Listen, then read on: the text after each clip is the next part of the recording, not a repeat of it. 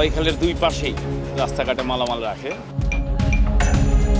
রাস্তায় না হাঁটতে পেরে এই যে বলে আমাকে নিচে নেমে হাঁটতে হবে, আমি রিক্সের মধ্যে পড়বো।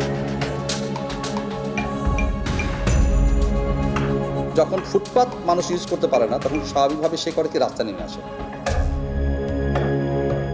চারদিকে সারি সারি টায়ার আর যন্ত্রাংশ, এ যেন গ্যারেজের অন্দরমহল। চেনারই উপায় নেই হাঁটার পথ। ফুটপাত দখল করে এভাবেই চলছে ব্যবসা। রাজধানীর ধোলাইখালের ফুটপাত পুরোপুরি দখলের কারণে ভোগান্তি তৈরি হলেও নির্বিকার ব্যবসায়ীরা। এদিকে ভাই আগের থেকে এরকম চলতেছে, বুঝছেন, আমরা তো একা না, এদিকে সবাই। আজকে থেকে না, বহু বছর থেকে প্রচলিত হয়ে আসছে, ওইভাবে চলতে থাকে।